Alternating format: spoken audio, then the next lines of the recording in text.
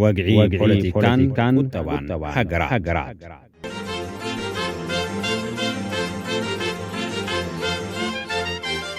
ድኽነትን ምዕባለን ሃገራት ሓደ እዋን ካብ ላዕሊ ብኣየር ኣብ እዋን ለይቲ ዝተሰኣለ ናይ ሃገራት ምስሊ ኣብ ኢንተርኔት ተዘርጊሑ ነበረ።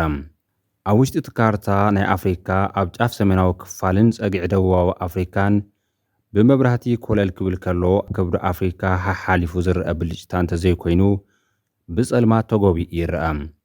ናብ ቀርኒ ኣፍሪካ ገጽካ ምስ ትዕዘብ ኣብ ኬንያን ኢትዮጵያን ሓሓሊፉ ነቲ ድቕድቕ ጸልማት ዘብርህ ብልጭታ ናይ ለይቲ መብራህቲ ትርኢ። ናብ ኤርትራ ገጽካ ምስ ትዕዘብ ካብተን ኣብ ጎረባብታ ዘሎ ባና ዘይረኸበት ንበይና ኣብ ህልም ናይ ለይቲ ጸልማት ተደፊና ትረኽባ ክፋል እቲ ዞባ ትርኢ። ኣዒንትኻ ካብ ቀርኒ ኣፍሪካ ንቐይሕ ባሕሪ ኣሳጊርካ ናብ ማእኸላይ ምብራቕ ዘሎ ከባቢ ምስ ትዕዘብ ኣብ ጸልማት ጸኒሕካ ዓይንኻ ዝደጉሕ ብርሃን ይጸንሐካ። ኣብ 2018 ኣብ ዝተፈላለዩ ሃገራት ዓለም ዝርከቡ በዝሒ ተጠቀምቲ ኢንተርኔት እውን ብስእልን ብኣሃዝን ተዘርጊሑ ነበረ። ጻዕዳ ሕብሪ ዝተለኸያ ኣዝዩ ትሑት ወይ ኢንተርኔት ዘይረኸበ ህዝቢ ዘለዎን ሃገራት ብጻዕዳ ሕብሪ ክግለጻ ከለዋ ብመጠን በዝሒ ተጠቀምቲ ኢንተርኔት ዘለዎን እቲ ሕብሪ ናብ ድሙቕ ሰማያዊ ይኸይድ። ኣብ ስእሊ ናይ ኣፍሪካ ብዘይካ ኤርትራ ብጻዕዳ ዝተሸፈነት ሃገር ኣይትርእን።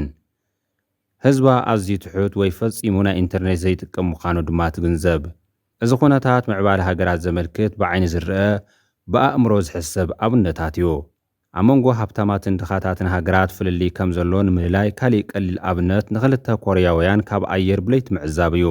ደቡብ ኮርያ ናይ ኤሌክትሪክ ብርሃን ከም ወርቂ ዝተኸዓዋ ብብርሃን ኣብ ለጭሊጫ ክትረአ እንከላ ርዑቕ ከይከድካ ብዘይካ ከምቲ ኣብ ሓደ ዓዲ ናይ ኤርትራ ገጠራት በይና ጎሊሓ ትረአ ደብሪ እቲ ናይቲ ኣብ ቤተ መንግስቲ ፒዮንግያንግ ዘሎ ውርሒሕ ዝብል መብራህቲ እንተዘይኮይኑ ብጸልማት ዝተጎብአ ሰሜን ኮርያ ትዕዘብ። ድኻታት ሃገራት ነቲ ከም ኤሌክትሪክ ዝበለ ምዕባለ ቴክኖሎጂ ክፈጥራ ሲትረፍ ዓዲገን ክተኽላውን ንጋዱ እዩ። ድኻታት ሃገራት ዝወሓደ ዝተምሃረ ሰብ ክህልወን ከሎ ሃብታማት ሃገራት ግና እቲ ዝበዝሕ ህዝበን ዝተምሃረ እዩ። ድኻታት ሃገራት ብስእነት ጥዕና ዝሳቐ ዘይተኣደነ በዝሒ ህዝብን ኣብ ዓለም ዝነብርዎ በዝሒ ዕድመ ድማ ሓፂርን እዩ። እቶም ኣብ ድኻታት ዘለዎ መንግስታት ዘቕረብዎን ካብ ናይ ትሕተ ቐርፂ ኣገልግሎት እውን ውሕድ እዩ።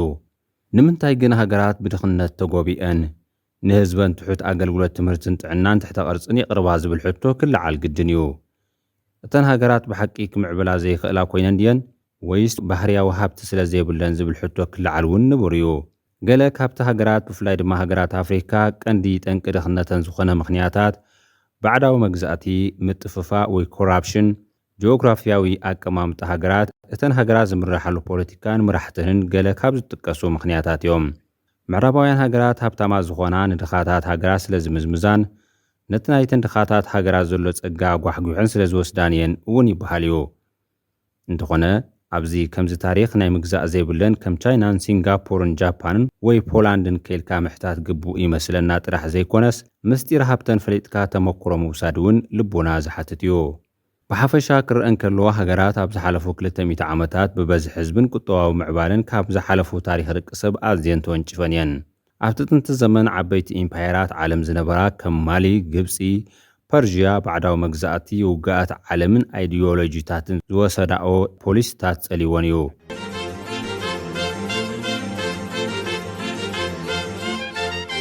እምበኣር እቶም ቀንዲ ጠንቂ ድኽነት ሃገራት ተባሂሎም ዝጥቀሱ ሰለስተ ምኽንያታት ባዕዳዊ መግዛእቲ፣ ዝሑል ኩናትን ምጥፍፋእ ብዕልግና ብስልጣን ምዝመዛን ዘጠቓልል ብልሽዋን ኣብዚ ክጠቓለል ይከኣል እዩ።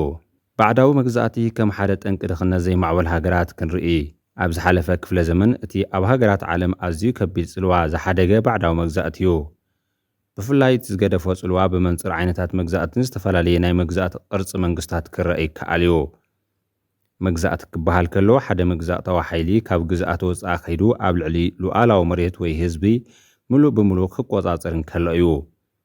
እተን ተገዚአን ዝነበራ ሃገራት ዘለዋ ኣብ ኩነታት ብመንጽር እተን ዝገዝአን ዝነበራ ሃገራት ይፈላለያ እየን። ብሓፈሻ ክልተ ዓይነት ባዕዳዊ መግዛእቲ እዩ ዘሎ።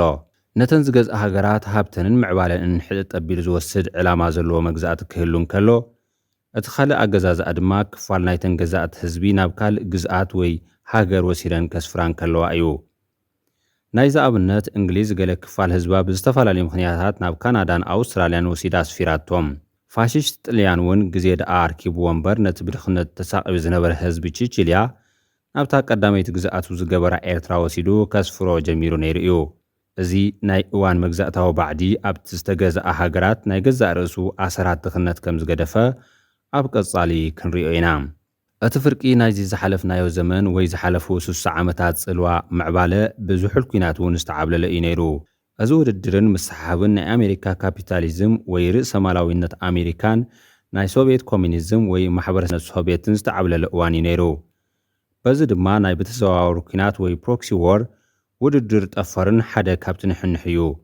ባዕዳውያን ገዛእቲ ድሕሪ ካልኣይ ኩናት ዓለም ንሃገራት ኣፍሪካ ሓዲገሞን ምስ ወፁ ነብሲ ወከፍ ሓያል ሃገር ወይ ሱፐር ፓወር ሃገር ነተን ሃገራት ንምቁፅጻር ንዝተፈላለዩ ዕጡቋት ወይ መራሕቲ ብምዕጣቕ ኣብ ገሊኡ ድማ ኣብተን ሃገራት ዘይምርጋእ ብምፍጣር እቲ ሓይሉ ዝወፀ ንምሓዝን ተርኒዑን ክወፅእ ተሻሜና ኣሎም።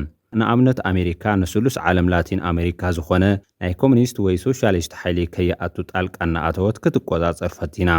ኮሙኒዝም ኣብ ደቡባዊ ኤሽያ ከየስፋሕፍሕ ክሳብ ሰራዊት ኣብ ቪየትናም ብምውፋር ደማዊ ኩናት ኣካይዳ።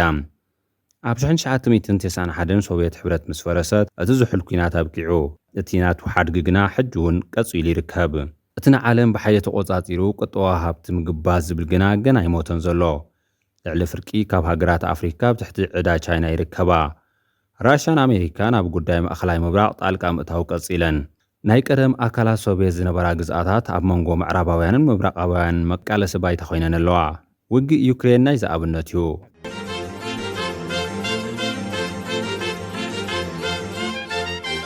ምጥፍፋእ ወይ ኮራፕሽን ምጥፍፋእ ኣብ ውሽጢ ናይ መንግስቲ ጽላት ወይ ኣብ ናይ ውልቂ ጽላት ክህሉ ዝኽእል እዩ። መብዛሕትኡ ግዜ ምጥፍፋእ ሰብ መዚ ካብ ካዝና መንግስቲ ገንዘብ ክሰርቁ ዝረአ ክስተት ተባሂሉ እዩ ዝግለጽ። እንተኾነ ሓደ ፕሮጀክት ሓደ ዓመት ክዛዘም ዝግብኦ 2 ዓመት እንተወሲዱ ገለ ሰባት ነቲ ፕሮጀክት ዝውዕል ገንዘብ ቆሪጾም ወይ ዝወፅእ ሕግታት ንዝተወሰኑ ኣካላት ክገብሕ ዝወፀ እንተኾይኑ እዚ ከም ዝኣመሰለ ነገራት ምስ ምጥፍፋእ ይቁፀር። ነተን ሃገራት ድማ ከከም ቁጠባዊ ምዕባልአን ይሓስየን። ንኣብነት ካብታ 480.61 ቢልዮን ዶላር ጅምላ ዓመታዊ ሃገራዊ እቶት ዘለዋ ኢትዮጵያ 1 ቢልዮን ክትጠፋፋእ ከሎ ብኣንጻሩ ካብታ ልዕሊ 3 ትሪልዮን ዓመታዊ ሃገራዊ እቶት ዘለዋ እንግሊዝ 1 ቢልዮን ዶላር ክትጠፋፋእ ኣብተን ሃገራት ዝስዕቦ ቁጠባዊ ጉድኣት ኣዝዩ ዝተፈላለየ እዩ። ንኢትዮጵያ ንሚልዮናት ህዝባ ክቐርብ ዝነበሮ መሰረታዊ ኣገልግሎታት ጥዕና፣ ትምህርቲ፣ መግቢ ከም ምንዛዕ ክኸውን እንከሎ 1 ቢልዮን ምጥፍፋእ ኣብ ዓዲ እንግሊዝ ግና መኽሰብ ውሑድ ክፋል ናይ ሓደ ኩባንያ እቲ ሃገር ክኸውን ይኽእል እዩ። እምበኣር ትንኣስ ትዕበ ብጉቦን ብኻልእ እንትባኽን ገንዘብ ኣብ ስሉስ ዓለም ንዕለታዊ ህይወት ሚልዮናት ሰባት ጸልዩ ነቲ ሃገር ናብ ድኽነት ዝሸምም ሕማም እዩ።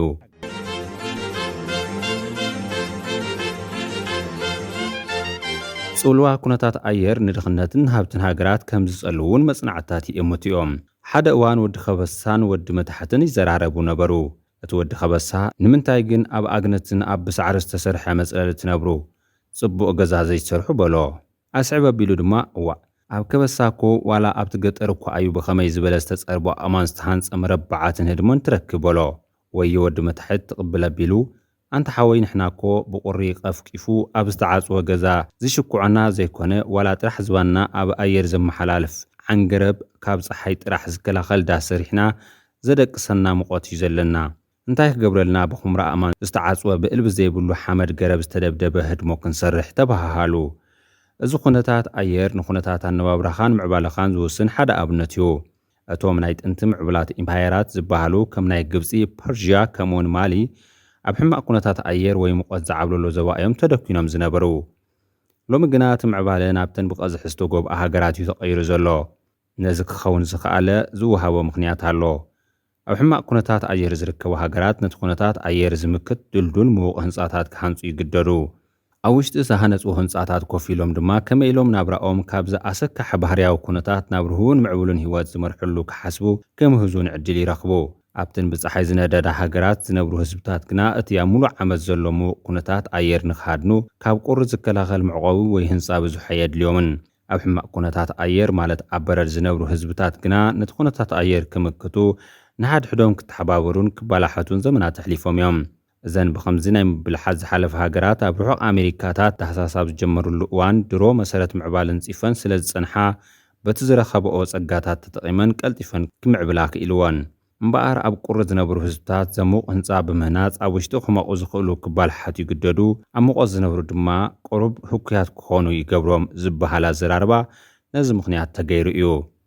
ቲም ማርሻል ኣብታ ፕሪዝነርስ ኦፍ ጂኦግራፊ ትብል መጽሓፍ ጽሒፍዎ ከም ዘሎ ኣብ ጎኑ ውቅያኖሳት ዓበይቲ ሩባታት ወይ እውን ኣብ ጎቦን ሽንጥሮን ዘለዎ ሃገራት ኣቀማምጠን እውን ምዕባልአን ክጸልዎን ይኽእል እዩ።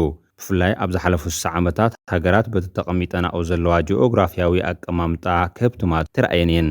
ንኣብነት ስዑድ ዓረብ ኣብ ከርሳ ብዘሎ ነዳዲ ሃብቲማ። ብኻልእ ወገን እታ ዓዲ ገፈፍቲ ዓሳ ዝነበረት ሲንጋፖር ብሳላ ውርፅፅ መሪሕነት ናብ ቁጠባ ዝማዕበላ ሃገራት ተጸምቢራ።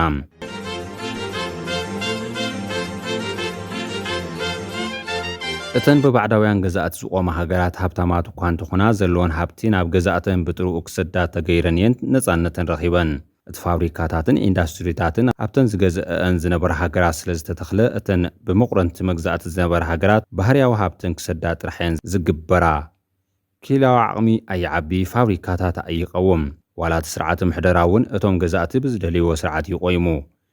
እተን ባዕዳውያን ገዛእቲ ሓደ ቀጥቃጥ መራሒ ኣብ ትሕቲኡ ውሑዳት ንዕኡ ዝእዘዙ ኣተግበርቲ ወይ ኣኽኣልቲ ዝተረፈ ድማ ተራዲኻ ህዝቢ ከም ዝኸውን እዩ ተገይሩ።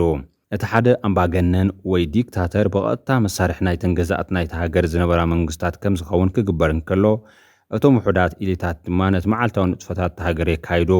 እቲ ዝበዝሐ ህዝቢ ድማ ነዞም ኣብ ላዕሊ ዝተቐመጡ ድሌታቶም የገልግል። ብተወሳኺ ዘይስሩዕ ዘይማዕበለ ትካላዊ ኣሰራርሓ፣ ዘይዲሞክራስያዊ ስርዓት፣ ዘይውርፅፁ ሃገራዊ መደባት ነቲ ኣብ ስልጣን ዘሎ ገዛኢ ምትርናዕን ነቶም ኢሊታት ምህብታምን ዕላማ ዝገበረ ካይዳ ይውንና። ዝሓሸ ዕድል ዘይትህበካ ሃገር እንተኾይና ምሁራት ከብትሙ ዝኽእሉ ነጋዶ ናይ ክኢላ ሰባት ነቲ ሃገር ሓዲጎምዋ ይኸዱ። እዞም ዜጋታት ኣብ ሃገሮም እንተዝኾኑ ነቲ ሃገር መማዕበሉ፣ ናብ ዓዲ ጓና ከይዶም ግልበቶምን ክእለቶምን ንኻልእ ኣይመወፈዩን።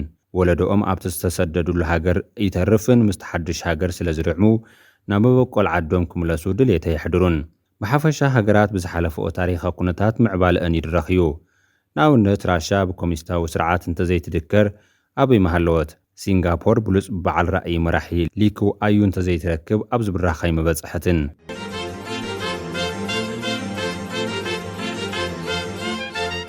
ታሪክ ምዕባል ሃገራት በናኣሽቱ ዝመስሉ ኩነታት ብውሕዳት ውልቀ ሰባትን እዩ ኣንፈቶም ዝቕየር። መጽናዕትታት ከም ዝሕብርዎ መብዛሕትኡ ድኽነት ሃገራት እቲ ዝርከብ ሃብቲ ኣብ ሕማቕ መዓላ ስለ ዝጠፍእ ምዃኑ እውን ዝሰማምዑ ኣለዉ። እቲ ኣብ መንጎ ምህብታምን ምድካይን ሃገራት ዘሎ ቀንዲ ረቑሒ ናይ ምሕደራ ሕቶ ምዃኑ ድማ የስምርሉ። ኣብ ሃብታማት ሃገራት ዘሎ ምሕደራ ንህዝቢ ምትብባዕን ዕድላትን ዝፈጥር ኮይኑ፣ ኣብ ድኻታት ሃገራት ግና ከምኡ ይኮነን። መንግስታት ድኻታት ሃገራት ህዝቢ ምትብባዕ ከይረክብ ይገጥኡን ዕድላት ይዓጽውን። እዚ ሓደ ካብቲ ናብ ድኽነት ዝሸመ መገዲ እዩ። ንኣብነት ኣብ ሃብታማት ሃገራት ፈጠራ ወይ መሃዛይነት ንምትብባዕ ንምሃስቲ ምህዞኦም ከይስረቕ ፓተንት ወይ ናይ ዋንነት ሊቸንሳ ይወሃቦም። እዚ ኣብነት መተባብዕን ንፈጠራ ባይታ ዘንጽፍን ሓደ ኣብነት እዩ። ንኹሉ ማዕረ ዝፈጥር ትካላት ምህላው ከዓ ካልእ ንመገዲ ሃብቲ ሃገራት ዘጣጥሕ እዩ። ከም ኮንጎ ወይ ሰሜን ኮርያ ዝበለ ሃገራት ካብቲ ኣብ ሃብታማት ሃገራት ዝረአ ምትብባዕን ዕድላትን ከም ስርዓተ ፓተንትን ዕድላት ሱታፌ ኣብ ቁጠባን ዝተፈልየ ነገር እዩ ዘሎ። ኣሜሪካን ሜክሲኮን ተጸጋጊዐን ዝነበራ ጎረባብቲ ሃገራት እየን። እቲ ሓንቲ ሃብታም እቲ ሓንቲ ከዓ ድኻ። ካብ ኣሜሪካ ቢልጌት ካብ ሜክሲኮ ድማ ካርሎስ ስሊም ዝበሃሉ ሃብታማት ኣለዉ።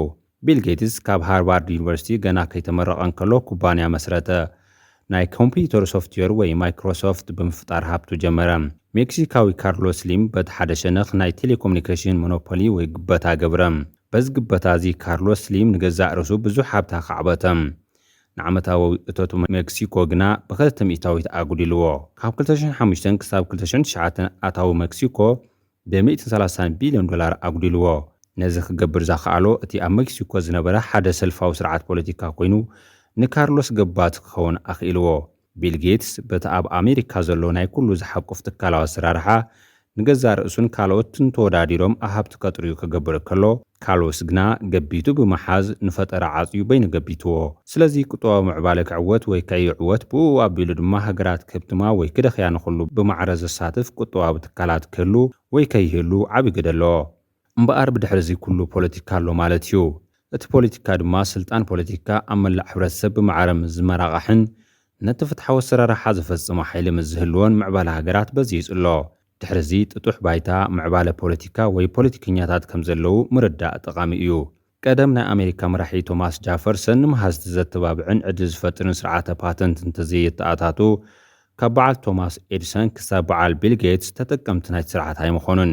ነዚ ሕግታት ዝኸውን ትካላትን ትካላዊ ኣሰራርሓን ንትግባርኡ ዝከታተልን ዝሕሉን ድልዱል ኣፈጻሚ እንተዘይህሉ እተን ኣብ ዘበና ማዕቢልን ኣለዋ ዝበሃላ ሃገራት ኣይመሃለዋን። ኣብ ቀጻሊ ኣብ ኣፍሪካ ዘሎ ንምዕባለ ደሃኺ ንህዝብታት ዘድኪ ናይ ስልጣን ቁርቁስን ዓብለልቲ ዲክታተራውያን መራሕትን ክንደስስ ኢና። ክሳብ ሽዑ ሰሰናይ ንምነ ሰናይ ክፍለ